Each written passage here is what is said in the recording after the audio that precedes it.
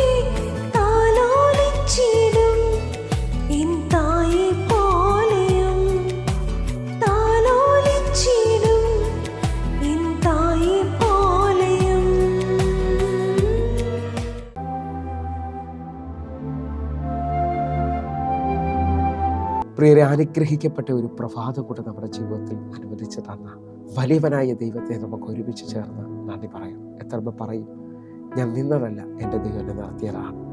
ഒന്നുകൂടെ പറഞ്ഞു കഴിഞ്ഞാൽ 2025 മാർച്ച് മാസം 28-ാം തീയതി വരെയും എന്നെയും എൻ്റെ കുടുംബത്തെയും കണ്ണിലെ കൃഷ്ണമണി പോലെ സൂക്ഷിക്കുകയും വിടുവിക്കുകയും ചെയ്ത വലിയവനായ ദൈവത്തിന് നന്ദി പറഞ്ഞുകൊണ്ട് ഈ പ്രഭാത ചിന്തയിലേക്ക് നമുക്ക് ഒരുമിച്ച് അടുത്തു വരാം.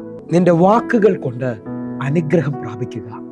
പ്രിയരെ, പ്രാരംഭവാക്യത്തിലേക്ക് യോഹന്നാന്റെ സുവിശേഷം 11-ാം അധ്യായം അതിൻ്റെ 43-ാമത്തെ വാക്യം. ഇങ്ങനെ പറഞ്ഞിട്ട് അവൻ ലാസറെ പുറത്തു വരിക എന്ന് ഉറക്കെ വിളിച്ചു. മരിച്ചവൻ പുറത്തു വന്നു. പ്രിയരെ, ഈ പ്രഭാതത്തിൽ ദൈവം നമ്മോട് ഇടപെട്ട അനുഗ്രഹിക്കപ്പെട്ട വചനത്തിനായി നമുക്ക് ഒരുമിച്ച് ചേർന്ന് ദൈവത്തിന് നന്ദി പറയാം. ഈ പ്രഭാതത്തിൽ ഞാനും നിങ്ങളും ഒരുമിച്ച് ചിന്തിക്കുന്ന ദൈവിക ചിന്ത നമ്മുടെ വാക്കുകളാൽ അനുഗ്രഹിക്കപ്പെടുക എന്നുള്ളതാണ്. ഇതാ, ലാസറിന്റെ കല്ലറയുടെ മുമ്പിൽ നിന്ന് 4 ദിവസമായി നാറ്റം വെച്ച ആ കല്ലറയുടെ മുമ്പിൽ യേശു കർത്താവ് ഉറക്കെ വിളിച്ചു പറയുകയാണ്, ലാസറെ പുറത്തു വരിക.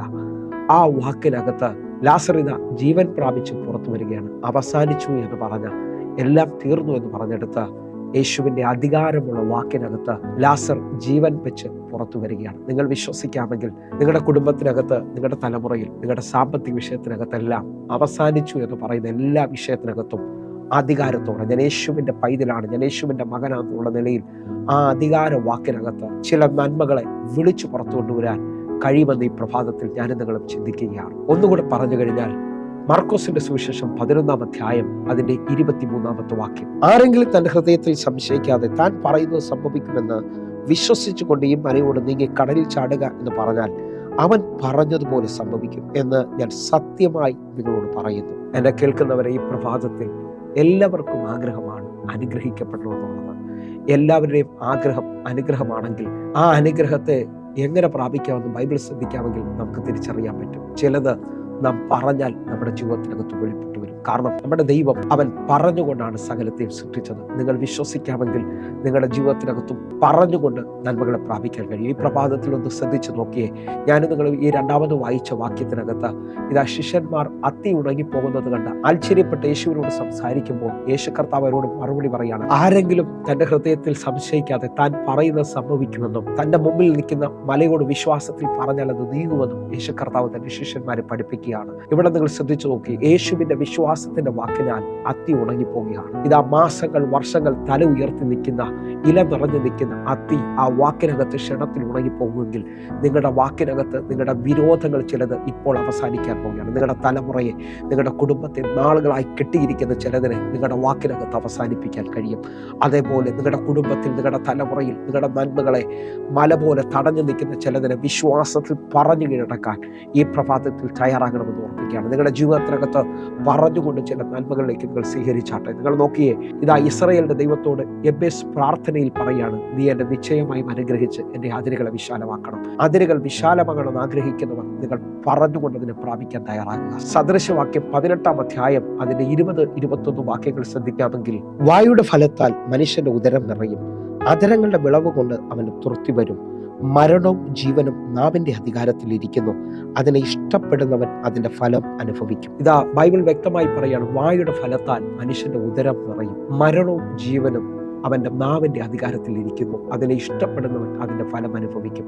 നിങ്ങൾ വിശ്വസിക്കാൻ പറ്റുമെങ്കിൽ നാളുകളായിട്ട് ജീവിതത്തിൽ എന്ത് നടക്കാൻ തുടങ്ങിയാലും ജീവിതത്തിനകത്ത് ഒരു നെഗറ്റീവ് പറയുന്നവരെ ഞാൻ കണ്ടിട്ടുണ്ട്. അത് ലഭിക്കുമെന്ന് അറിയത്തില്ല, പരീക്ഷ ജയിക്കുമെന്ന് അറിയത്തില്ല, തലമുറയ്ക്ക് വിവാഹം വരുമോന്ന് അറിയത്തില്ല, ഇങ്ങനെ ഡൗട്ട് പറയുന്നവരെ ഞാൻ കണ്ടിട്ടുണ്ട്. ജീവിതത്തിനകത്ത് സംശയവും അവിശ്വാസം പറയുന്നവർ നന്മകൾ പ്രാപിക്കണമെന്നില്ല. നമ്മുടെ വാക്കുകൾ കൊണ്ട് തന്നെ നമ്മുടെ തലമുറയെ, നമ്മുടെ നന്മകളെ നാം കെട്ടിക്കളയുകയാണ്. എന്നാൽ ഈ പകൽ വിശ്വാസത്തോട് ദാവീദ് പറഞ്ഞ പോലെ, എൻ്റെ ദൈവത്താൽ ഞാൻ നിശ്ചയമായും അതിൽ ചാടിക്കടക്കും, എൻ്റെ ദൈവത്താൽ ഞാൻ അനുഗ്രഹം പ്രാപിക്കുമെന്ന് ഈ പ്രഭാതത്തിൽ പറയുക. പറഞ്ഞുകൊണ്ട് വർഷങ്ങൾ കിടക്കുന്ന ചില ചങ്ങലകളെ അഴിക്കുക.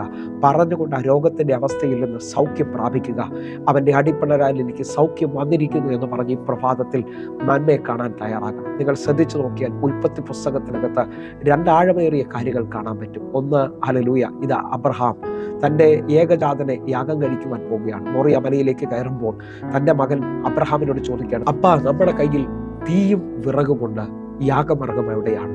അബ്രഹാം ഉൽപ്പത്തി പുസ്തകം 22:8 വാക്യത്തിൽ പറയുകയാണ്, ദൈവം തനിക്ക് ഹോമയാഗത്തിന് ഒരു ആട്ടിൻകുട്ടിയെ നോക്കിക്കൊള്ളും മകനെ എന്ന് അബ്രഹാം പറഞ്ഞു. അങ്ങനെ അവർ ഇരുവരും ഒന്നിച്ചു നടന്നു. നിങ്ങളുടെ വിശ്വാസത്തിൽ നിങ്ങളുടെ തലമുറയെ നോക്കി, നിങ്ങളുടെ കുടുംബത്തെ നോക്കി, നിങ്ങളുടെ ഭർത്താവിനെ നോക്കി, നിങ്ങളുടെ ഭാര്യയെ നോക്കി ഒരു നന്മ പറയുമെങ്കിൽ വിശ്വാസത്തിൽ പറയുന്നത് ചിലത് സംഭവിക്കാൻ പോവുകയാണ്. വിശ്വാസത്തിൽ പറഞ്ഞാൽ പച്ചവെള്ളം വീഴാകാൻ പോവുകയാണ്. വിശ്വാസത്തിൽ ആഴിയെ നോക്കി, ശൂന്യതയെ നോക്കി നീ പറഞ്ഞാൽ അടുത്ത മണിക്കൂറിൽ നീ നിറവ് കാണാൻ പോവുകയാണ്. നിന്റെ ജീവിതത്തിനകത്ത് അത്ഭുതം സംഭവിക്കാൻ പോവുകയാണ്. ഇതാ അബ്രഹാം പറഞ്ഞുകൊണ്ട് തൻ്റെ മകന് വേണ്ടി ആ കരുതൽ കാണുകയാണ്.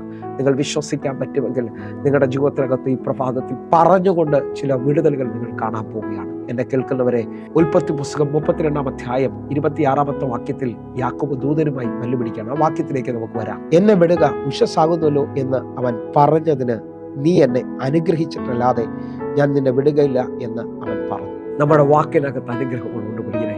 നമ്മുടെ അധികാരത്തോടുള്ള വാക്കിനകത്ത് ഇന്ന് ചില ദൈവിക നന്മകൾ അനുഭവിക്കാൻ പോവുകയാണ്. നാളുകളായി യാക്കോബ് എന്ന പേരിൽ, ബായി എന്ന പേരിൽ അറിയപ്പെട്ടവൻ ഒറ്റ രാത്രി കൊണ്ട് ദൈവദൂതനുമായി വെല്ലുപിടിച്ച് അല്ലെങ്കിൽ ദൈവത്തിൽ നിന്ന് നന്മ പ്രാപിക്കുകയാണ്. അന്നു മുതൽ അനുഗ്രഹിക്കപ്പെടുന്ന, അനുഗ്രഹിച്ചവന്റെ പേരായി, ഇസ്രായേൽ എന്ന പേരായി യാക്കോബിന് മാറുകയാണ്. നിങ്ങൾ വിശ്വസിക്കാൻ പറ്റുമെങ്കിൽ ഈ മണിക്കൂറിൽ നിന്റെ പേര് മാറാൻ പോകുക. രോഗിയെന്നും കടക്കാരനെന്നും പ്രശ്നക്കാരനെന്നൊക്കെയുള്ള ശാപമെന്നുള്ള പേര് മാറാൻ പോകുക. നീ ഒരു അനുഗ്രഹമായി നിന്റെ വീട്ടിൽ മാറാൻ പോകുന്നു. വിശ്വസിക്കാൻ പറ്റുമെങ്കിൽ നിന്റെ വാക്കിനാൽ നീ അധികാരത്തോടെ അനുഗ്രഹത്തിന്റെ അവകാശിയായി തീരുകയാണ്. നിങ്ങൾ നോക്കേ, ദാവീദ് ഗോലിയാത്തിനോട് ഓടി അടുക്കുന്നതിന് മുമ്പേ തൻ്റെ വാക്കിനാൽ ജയം പറയുകയാണ്, ജയം പ്രഖ്യാപിക്കുകയാണ്. ഈ പ്രഭാതത്തിൽ നിങ്ങളുടെ വാക്കിനകത്ത് ജയമുണ്ട് പ്രിയരെ. നിങ്ങൾ എന്തു ചെയ്താലും തകർന്നു തീർന്നു എന്ന് പറയാതെ, പരീക്ഷ വരുന്നതിന് മുമ്പേ തോറ്റുപോകുമെന്ന് പറയാതെ, എൻ്റെ ദൈവം എനിക്ക് വേണ്ടി ഒരു അത്ഭുതം ചെയ്യുമെന്ന്. ഹല്ലേലൂയ. ഇതാ 12 ഗോത്രക്കാരെ വാഗ്ദത്ത ദേശം കാണുവാൻ, ഉറ്റുനോക്കുവാൻ മോശെ അയക്കുകയാണ്. 10 പേരും തിരിച്ചു വന്നിട്ട് പറയുകയാണ്, ദൈവം പറഞ്ഞ ദേശം നല്ലതും അറിയാം, പാലും തേനും ഒഴുകുന്നതൊക്കെയാണ്. പക്ഷെ നമുക്കത് കൈവശമാക്കാൻ പറ്റത്തില്ല. കാരണം അവിടെ അനാക്യമല്ലന്മാരുണ്ട്. പക്ഷേ അവിടെ 2 പേർ ഒരുമിച്ച് ചേർന്ന് പറയുന്നു, കാലേബും യോശുവയും വിളിച്ചു പറയാണ്, ദൈവം നമ്മിൽ പ്രസാദിച്ചാൽ ആ ദേശം ദൈവം നമുക്ക് തരും. നിങ്ങൾ വിശ്വസിക്കാമെങ്കിൽ ഞാൻ ആത്മാവിൽ വിളിച്ചു പറയാണ്, ദൈവം പറഞ്ഞതെല്ലാം സത്യം, പക്ഷെ നമുക്കത് കിട്ടത്തില്ലെന്ന് പറഞ്ഞ് ജീവിതം അവസാനിപ്പിക്കരുത്. ഈ സമയത്ത് തന്നെ വിശ്വസിച്ചുകൊണ്ട് പറയുക, എൻ്റെ ദൈവത്തിന് എന്നെ അനുഗ്രഹിക്കാൻ കഴിയും. എൻ്റെ മേളിലുള്ള വാഗ്ദത്തങ്ങൾ തിരിയാൻ പോവുകയാണ്. ഞാൻ നന്മ കാണാൻ പോവുകയാണ്. വിശ്വാസത്തോടെ നന്മകളെ അവകാശമാക്കാൻ തയ്യാറാകുക. നമുക്ക് ഒരുമിച്ച് ചേർന്നുകൊണ്ട് 1 ശമൂവേൽ 17:45-46 വാക്യങ്ങൾ. ഇതാ ദാവീദ് വിശ്വാസത്താൽ ഗോലിയാത്തിനെ കല്ലുകൊണ്ട് വീഴ്ത്തുന്നതിന് മുമ്പേ അവന്റെ വാ കൊണ്ട് അവൻ ജയം പറഞ്ഞു. നമുക്ക് ആ വാക്യം വായിച്ചു പ്രാർത്ഥിക്കാം. ദാവീദ് ഫെലിസ്ത്യനോട് പറഞ്ഞത്, നീ വാളും കുന്തവും വേലുമായി എൻ്റെ നേരെ വരുന്നു, ഞാനോ നീ നിന്ദിച്ചിട്ടുള്ള ഇസ്രായേൽ നിരകളുടെ ദൈവമായ സൈന്യങ്ങളുടെ യഹോവയുടെ നാമത്തിൽ നിന്റെ നേരെ വരുന്നു. 46 വാക്യം, യഹോവ ഇന്ന് നിന്നെ എൻ്റെ കയ്യിൽ ഏൽപ്പിക്കും, ഞാൻ നിന്നെ കൊന്ന് നിന്റെ തല ഛേദിച്ചു കളയും. അത്രയുമല്ല, ഞാൻ ഇന്ന് ഫെലിസ്ത്യ സൈന്യങ്ങളുടെ ശവങ്ങളെ ആകാശത്തിലെ പക്ഷികൾക്കും ഭൂമിയിലെ മൃഗങ്ങൾക്കും ഇരയാക്കും. ഇസ്രായേൽ ഒരു ദൈവമുണ്ടെന്ന് സർവ്വഭൂമിയും അറിയും. നിങ്ങൾ നോക്കേ, ദാവീദ് ഗോലിയാത്തിനെ ജയിക്കുന്നതിന് മുമ്പേ അവന്റെ വാ കൊണ്ട് അവന്റെ ജയം അവൻ പറയുകയാണ്. 49 വാക്യത്തെയാണ് തൻ്റെ കയ്യിലെ കല്ലുകൊണ്ട് ദാവീദ് ഗോലിയാത്തിനെ വീഴ്ത്തുന്നത്. നിങ്ങൾ വിശ്വസിക്കാൻ പറ്റുമെങ്കിൽ നിങ്ങളുടെ ജയം നിങ്ങൾ വിശ്വാസത്തിൽ കാണുക, വിശ്വാസത്തിൽ പറയുക, വിശ്വാസത്തിൽ അതിനെ പ്രാപിക്കുക. ഇന്നു മുതൽ ഒരു ജയം നിങ്ങളുടെ കുടുംബത്തിൽ, നിങ്ങളുടെ തലമുറയിൽ ചലിക്കട്ടെ. നമുക്കൊരുമിച്ച് ജയം പറയാം പ്രിയരെ. കണ്ണുകളൊന്ന് അടയ്ക്കാം, പ്രാർത്ഥിക്കാം. ഞങ്ങളെ സ്നേഹിക്കുന്ന ഞങ്ങളുടെ നല്ല ദൈവമേ, പൂർണ്ണ ഹൃദയത്തോടെ എന്നെ കാണുന്ന, എന്നെ കേൾക്കുന്നവർക്ക് വേണ്ടി ഞാൻ പ്രാർത്ഥിക്കുന്നു. ഇത് ജയത്തിൻ്റെ ദിവസമാകട്ടെ. ഇവരുടെ വാക്കിനകത്ത് നാളുകൾ കെട്ടപ്പെട്ടവരായി, തലമുറയായി, കുടുംബമായി, അല്ലെങ്കിൽ അവർ അനുഭവിക്കുന്ന എല്ലാ പ്രശ്നങ്ങളിൽ നിന്നും ഇവർ വാക്കുകൾ കൊണ്ട് ജയം പറഞ്ഞു പുറത്തു വരട്ടെ. കർത്താവെ, ഞാൻ ഇവരെ അനുഗ്രഹിക്കുന്നു. ഇവർ അനുഗ്രഹമാകട്ടെ. കർത്താവ് ചെയ്തതിനായി നന്ദി.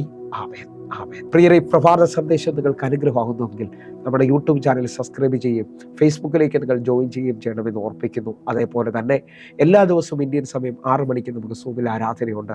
നിങ്ങളും കടന്നു വരണമേ. കർത്താവ് നിങ്ങളെ അധികത്തിൽ മാനിക്കട്ടെ. God bless you. ആമേൻ.